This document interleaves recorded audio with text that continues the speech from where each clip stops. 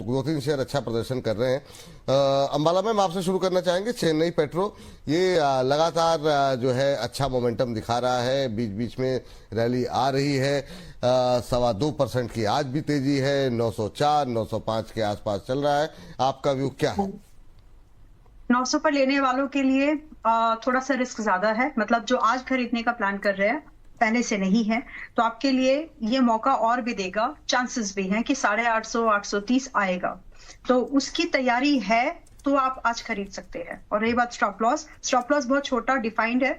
780 का 780 का stop loss maintain करेंगे और 1000 रुपए से लेकर के फिर थोड़ा सा बड़ा टारगेट और एक्सपेक्ट कर सकते हैं 1070 का भी। लेकिन तैयारी आज अगर आप खरीदने का विचार करें तो सिर्फ आधा खरीदना, और आधा 840-50 के पास पे चांसेस है कि आएगा।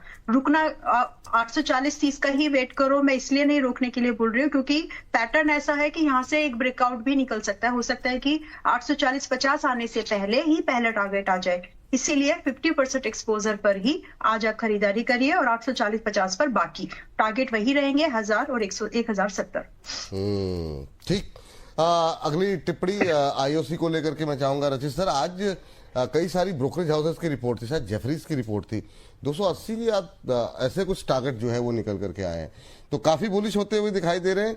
आज मोमेंटम भी है, कैसा व्यू है आपका? 180 के आसपास अभी चल रहा है, 1.5% की तेजी। क्या जिनकी पोजीशन है बने रहे? और दूसरा, क्या करंट लेवल पे भी खरीदारी करके जा सकते हैं आईओसी में? सर देखिए, मैं ऑयल मार्केटिंग कंपनी स्पेस में थोड़ा सा डिस्कंफर्ट में हूं और कंटिन्यूसली हम बात कर रहे हैं कि क्रूड जिस तरीके से ऊपर जाएगा इनका पेन पॉइंट बढ़ेगा। आईओसी का अपसाइड जरूर आपको सर अभी बहता हुआ दिख सकता है। जिस तरीके से पोजीशन है 280 तो थोड़ा दूर हो गया, बट हाँ 198 लेवल्स आपको बहुत कंफर्टेबली दिखाएगा। फ्रेश पोजीशन एडवाइस करने की हिम्मत नहीं जुटा पा रहा हूं, बट जिनके पास है उनको मैं एक चीज कहूंगा, 168 के स्टॉप लॉस के साथ अपनी पोजीशन बनाए रखें। ये बात निकल करके आई है आईओसी को लेकर के। ओएमसीज में मैम आपका मतलब जब डिस्कस कर रहे हैं तो थोड़ा सा और आगे बढ़ जाते हैं। बीपीसीएल देख लीजिए, कुछ संभावनाएं हैं क्या? और तब तक सर आप एमआरपीएल देखिए। एमआरपीएल में भी हमने छोटे शेयरों में भी बातचीत की थी रचित सर, एमआरपीएल को लेकर के अभी कैसा लग रहा है? 200 के नजदीक पहुंचता हुआ। लेकिन पहले मैम जरा एक और ओएमसी बीपीसीएल पे आपकी राय है तो होल्ड कर जाइए, नहीं है तो 350 का वेट करिए खरीदने के लिए। टारगेट की एक्सपेक्टेशन बोथ द केसेस आपको सस्ता मिले या करंट प्राइस पर आप हो खरीद सकते हैं। वैसे करंट प्राइस पर भी टू बी स्पेसिफिक, यहाँ से जो टारगेट है वो 390 का है और 415 का दूसरा टारगेट है। तो इस टारगेट के लिए आप प्लानिंग कर सकते हैं, इसमें आया जा सकता है। अभी बिल्कुल इन्वेस्टमेंट के पॉइंट ऑफ व्यू से खरीदना है तो मेरा सजेशन यही होगा कि 355 का वेट करिए। लेकिन अगर सिर्फ स्विंग ट्रेड कर रहे हैं तो इमीडिएट सपोर्ट इसका 360 रुपए का है। टारगेट अगर आप 390 का पहला चेस कर रहे हो तो सिर्फ 360 रुपए का ही स्टॉप लॉस मेंटेन करिएगा। अभी 374 पर ये है, तो फ्रेश लॉन्ग कर सकते हैं। 360 stop loss, 390, 415 are the targets. चलिए ये बात है यहाँ पर। और चलिए तो ये बात निकल के आई है। सर एमआरपीएल पे आपकी बात जी, कुछ कह रहे हैं सर, मुस्कुरा रहे हैं। एमआरपीएल के अलावा क्या हुआ है कि जैसा कि मैं आपको बोलता हूं कि आपके और मेरी वार्ता देखने के लिए बहुत लोग सर अभी 15-16 व्हाट्सएप में आपको स्क्रीनशॉट शेयर करके भेजूंगा, मेरे पास आ गए हैं कि तुम लाल टाई छोड़ नहीं रहे हो, आज तुम्हारे घर से सारी लाल टाई उठा के लेके चले जाएंगे। और उन्हीं सबको मैं रिप्लाई किए जा रहा हूँ। बोले इतनी बार विपुल सर ने समझा दिया तब भी तुम्हारी लाल टाई छूट नहीं रही है। ये बात तो सही है, मतलब आप भी, लेकिन एक बात तो है, मतलब इस मामले में तो आपने भी जिद पकड़ करके रखी हुई है, जब तक तोड़ूंगा नहीं तब तक छोड़ूंगा नहीं। अरे भाई ठीक है, कुछ काम जनहित में भी करने चाहिए भाई साहब। सर जनहित में ही कर रहा हूं मैं आपको बोल रहा हूं सर, जो लेवल में देख रहा हूं ना वो लेवल में अगर हमारे बोनस परिवार के दर्शक ओवर लीवरेज रह गए ना सर, कैपिटल एरोड हो जाएगा, पोर्टफोलियो खाली हो जाएगा।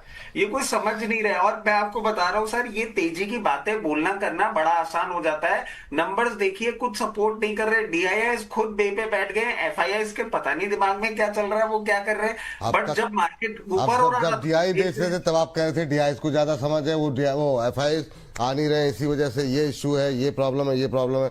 अब बेचारे एफआई खरीदने लगे तो हमारे डीआई वो बेवकूफ। बहुत छोटा खरीद रहे हैं ना सर, वो सिर्फ फेस सेविंग कर रहे हैं। मैं आपको बता रहा हूँ अभी भी एफआईआईस पूरी तरीके से लौटे नहीं है, और डीआईएस जो बे पे बैठ गए ना सर हर करेक्शन पे, वो एक डराने वाली बात है। और कहीं तो प्रॉफिट बुक करेंगे सर, मतलब उन्होंने पूरे साल खरीदा है भाई, उनको भी तो रिटर्न दिखाने हैं लोग, अरे मतलब जो है। दूसरा लेवल बच्चे भी तो सही बेच क्या रहे हैं, ये समझ में भी तो आए। प्रॉब्लम ये है बैंकिंग में, आप देखिए सब तेजी में बैठे हुए हैं, अगर वो बैंकिंग में निकल रहे हैं तो हमारी बैंकिंग वाली बात सही हो जाएगी। डिफेंस रेलवे इतना पिटा हुआ है कि इसमें बेचने के लिए कुछ बचा नहीं है। आईटी ऑफ आइस इतना करेक्ट कर गया कि वो बेच क्या रहे हैं ये तो समझ में आ जाए, ये भी समझ में नहीं आ रहा है कि वो बेच क्या रहे हैं। और अगर अंधाधुंध बेच रहे मतलब और करेक्शन आएगा, तो लाल टाई सर हर जगह से जस्टिफाई हो रही है। अब वो ठीक है, अब आज आपका दिन है, आप बोल सकते हैं, मैं कल आपसे बात करूंगा, है ना। तो आएगी रिकवरी सर, आप निश्चिंत रहिए, है ना। आप मान के चलिए लाल टाई ज्यादा दिन तक जो है ना, देखिए अब धीरे धीरे करके रिकवरी आ भी रही है। शाम तक देखिएगा आप, एक्सपायरी जो सर है। आप शाम तक की बात करें, वैसे मैं आपको एक चीज बता दूं, अभी मेरे पास 2 लिंक शेयर हुए हैं, और मुझे हंसी इस बात पे आ रही है, 2 लिंक शेयर हुए हैं और 2 अलग अलग जगह से मेरे पास हरी और ब्लू टाई गिफ्ट करने के लिए ऑर्डर कर दी गई है।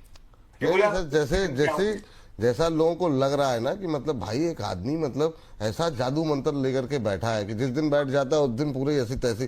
कल खाली सुबह के शो में बैठे, जैसे हटे तुरंत रिकवरी आ गई। देखिए सर कल गोल्डन टाई थी। टाई कल तो नहीं golden- भाई, जिस आदमी का प्रभाव ही इतना ज्यादा हो गया, टाई भाई क्या भाई, टाई तो दूसरा हो गया, है ना। व्यक्ति स्वयं मौजूद है, उसका भी तो मतलब कुछ तो असर रहेगा प्रभु। चलिए, तो एमआरपीएल सर रहेगा जी। Just four lines, only 4 lines. हाँ बताइए। ट्रेंड से लड़ना बहादुरी नहीं है, वाह, रिस्क मैनेजमेंट करना समझदारी है। ट्रेंड से लड़ना बहादुरी नहीं है, रिस्क मैनेजमेंट करना समझदारी है। मार्केट किसी की दुश्मन नहीं, बस उसे लापरवाही से ही तो थोड़ी सी चिढ़ है। वाह वाह वाह वाह, बहुत शानदार, बहुत शानदार। सो सारी बातें पे जितने भी लोग अपने पोर्टफोलियो को लेकर के परेशान है ना, तो कहीं ना कहीं कुछ तो ऐसा हो गया उनसे, क्योंकि जबरदस्ती तो कोई मेरे पॉकेट से या मेरे पोर्टफोलियो से कोई पैसा ले नहीं सकता अगर मैंने उसको एक स्टॉप लॉस देख करके रखा है।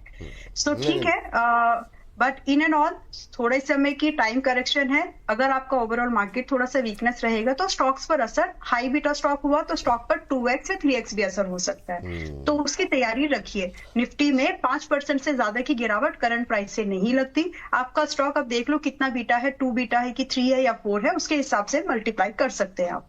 तो इतना ही बस। एमआरपीएल पे बात कर लेते हैं रजित सर। सर एमआरपीएल देखिए जिस तरीके से पोजीशन पे है अभी और फर्दर अपसाइड ही दिखा रहा है। हम पहले भी बात किए थे कि 198 का लेवल ब्रीच करेगा तो 224, तो सर बहुत क्लियर केस दिख रहा है। 224 लेवल्स आपको दिखाता हुआ, और 224 पे हम एक बार रिकंसिडर करेंगे कि आपको क्या करना चाहिए। जिन लोगों ने छोटा शेयर ऊंचे छलांग देख के इसमें पोजीशन बना रखी है,